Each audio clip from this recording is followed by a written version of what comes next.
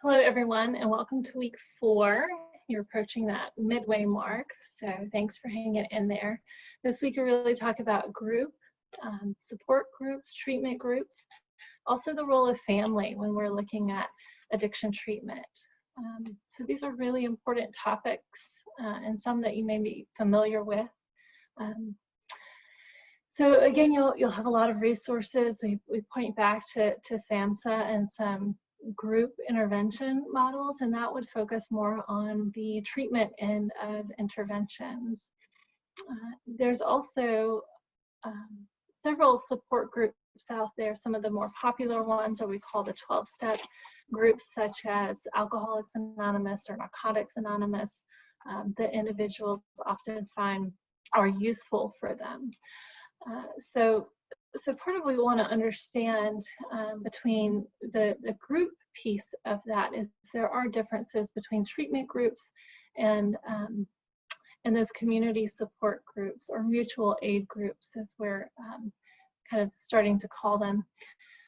So a piece of that is really understanding the professional setting, that as a professional counselor who is trained in these counseling models, that you're providing a model that you have some training and some supervision around, that it's in a setting in which confidentiality is maintained, HIPAA laws are upheld, whereas in those community meetings, I might not have the same level of professionalism.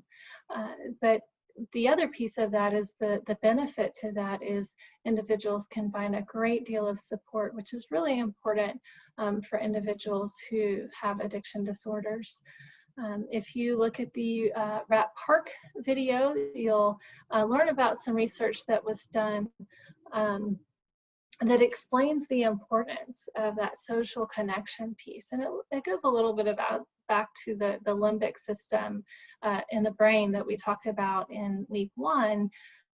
That's a social, there's a social component to that in which our brains really function in a social environment to pick up on cues from one another, pick up emotions from one another. And so that's really important in the healing process.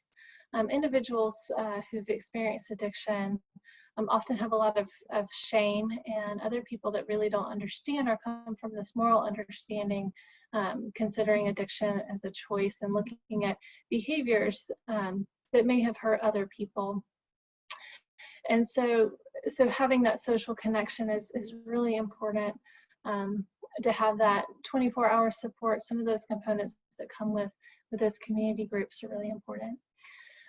But they're different, and so we want to make sure that we understand those differences, and we're not applying community support meetings as therapy, as treatment groups. And they can be just as effective at times, again, depending on the person, but we really want to make sure that we're looking at them differently and not prescribing community groups as a treatment modality rather than as an additional support for individuals that are entering recovery. So that's a component that you'll explore this week, and really trying to understand that. When we're looking at individuals who are dealing with substance use disorders or other behavioral addiction, when we look at who would we recommend to go to some of these community support group meetings?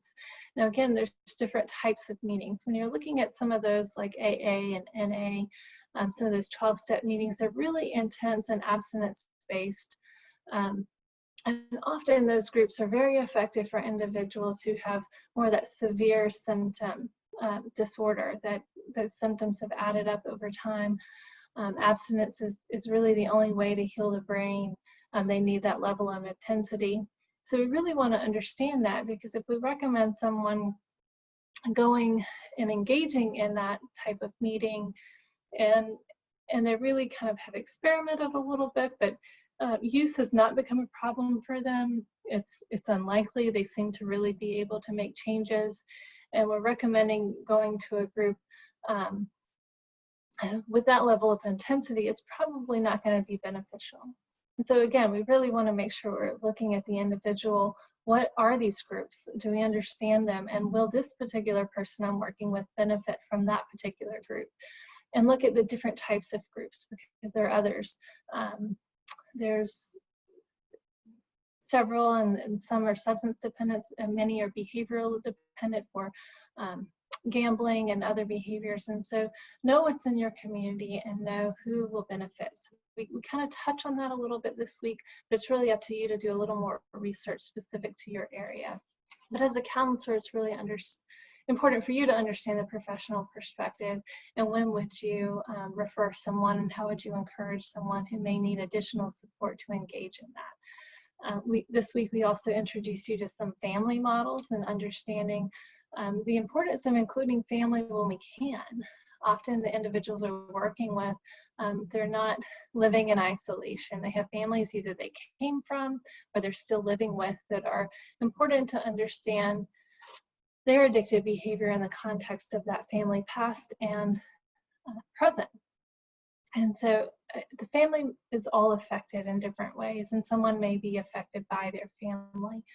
And so bringing the family together to really understand addiction and understand as a family how they heal can really be really important. Because if you take the client and you work with them individually and they go right back home to that family, and the likelihood of counseling being effective long-term and those changes lasting long-term are less likely. So we want to really engage the family on multiple levels through the counseling process when we're working with someone dealing with addiction disorders. So as part of ending this week, you will also visit a 12-step meeting or a community support group. It doesn't have to be a 12-step meeting. So find one in your area, visit the meeting, and you'll take a little bit of time to write about your experience, what kind of meeting you went to, a little bit about it, and then understand from your perspective, when would it be helpful as a counselor to refer someone to those meetings, and what would be your thought process behind doing that. You also want to look at what is your personal experience in these meetings? Did anything stand out to you? You want to maintain confidentiality of the people that you may interact with. So don't give any specific details of the person, but just what stood out to you. What goals seem common? It's helpful to hear the hope and the future and what individuals are working towards, even when they've dealt with a severe substance use disorder that seems to have taken so much away from them. And so being able to hear those goals and those hopes really kind of brings some of that compassion and understanding into the humanness of the individual suffering with these disorders. And so pay attention to that. And how are they doing that? How are they beginning to work towards those goals? Because again, as a counselor, understanding this information from your client's perspective will really help you know specifically how to help that individual.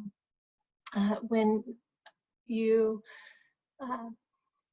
go to these meetings or find a way to engage in these meetings, it's helpful. Make sure you attend an open meeting if you're going to the 12-step meetings, or figure out where you are able to participate. They're often very open to observers, particularly to the open meetings, because they want and they desire individuals to understand from a helping perspective.